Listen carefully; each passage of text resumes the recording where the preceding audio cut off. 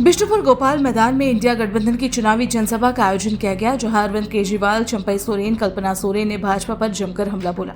वहीं कार्यक्रम में दिल्ली के मुख्यमंत्री अरविंद केजरीवाल, उनकी धर्मपत्नी सुनीता केजरीवाल, झारखंड के मुख्यमंत्री चंपई सोरेन, पूर्व मुख्यमंत्री हेमंत सोरेन की धर्मपत्नी कल्पना सोरेन, दिल्ली के सांसद संजय सिंह जमशेदपुर पहुंचे और जमशेदपुर लोकसभा सीट से इंडिया गठबंधन के प्रत्याशी समीर महंती के पक्ष में वोट देने की अपील लोगों से की।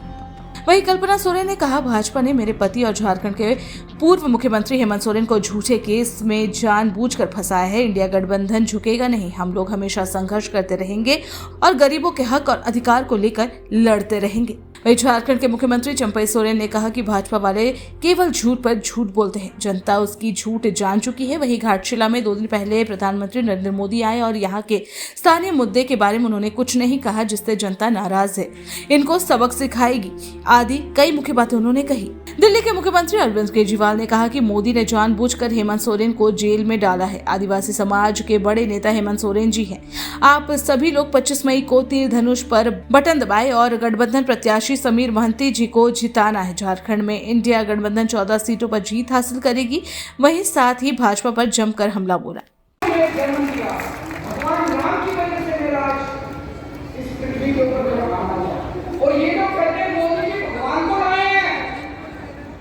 क्या बकवास कर रहे हैं?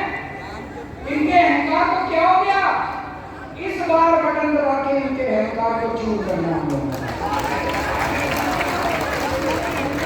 और एक बहुत खतरनाक बात हो रही है। इन्होंने कहा 400 सीट चाहिए, 400 सीट चाहिए, 400 से पूछा क्यों चाहिए? क्यों 400 सीट चाहिए? 300 में ही काम चल जाएगा। बोले नहीं, मोदी जी को बड़े काम करने हैं। इनसे पूछा क्या बड़े काम करने हैं, कुछ बताओ तो सही। पता चला मोदी जी को रिजर्वेशन खत्म करना है, एससी का रिजर्वेशन खत्म करना है, आदिवासी समाज का रिजर्वेशन खत्म करना है, ओबीसी का रिजर्वेशन खत्म करना है। अगर अपना रिजर्वेशन बचाना चाहते हो, अब जितने भी दिन बचे हैं, आप तो वोट दोगे इंडिया गठबंधन को, मेहनत करनी पड़ेगी, रात दिन मेहनत करनी है, सोना नहीं है।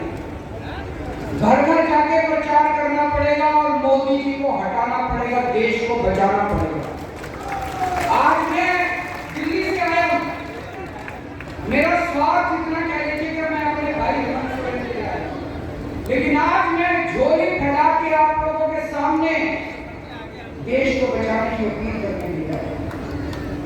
अगर मोदी जी दोबारा आ गए, देश नहीं बचेगा, संविधान नहीं बचेगा। बाबा साहब अम्बेडकर के संविधान को खत्म कर देंगे, ये लोग रिजर्वेशन खत्म कर देंगे, और रिजर्वेशन नहीं बचेगा तो आप सोच सकते हो कि एससी समाज का, इस आदिवासी समाज का उसके बाद क्या होगा। देश का इतिहास, भूगोल को जो समझते हैं, ये निजीकरण युग आएगा और कभी भी कोई ऐसा काम नौकरी नहीं मिलेगा। एक संस्था में काम मिलेगा और कभी उनका भविष्य नहीं आएगा। इसीलिए आप सबको तय करना है, ये आउटसोर्सिंग कौन लाया है? ये भारतीय जनता पार्टी ने लाया है। ठेकेदारी प्रथा को कौन बढ़ाया है?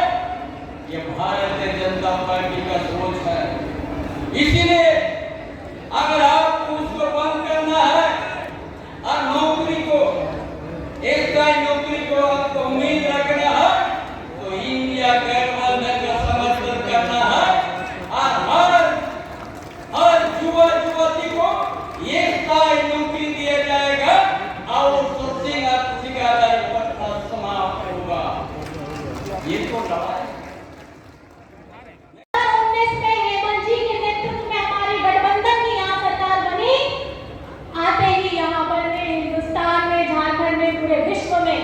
कोरोना आ गया। ये वही हेमंत सोरेन है, ये वही संवेदनशील हेमंत सोरेन है, जिन्होंने अपने मजदूर भाइयों को, जो वहां पे केंद्र सरकार की जो जिम्मेदारी थी कोरोना के समय, लॉकडाउन करके उनको वहीं छोड़वा दिया। किसी को चिंता नहीं थी कि गरीब कहां जाएगा, किसान कहां जाएगा, रोज की कमाई करने वाला कहां जाएगा। आपका बेटा, आपका भाई, आपका हेमंत बाबू ने, हेमंत सोरेन जी ने अपने मजदूर भाइयों को बस से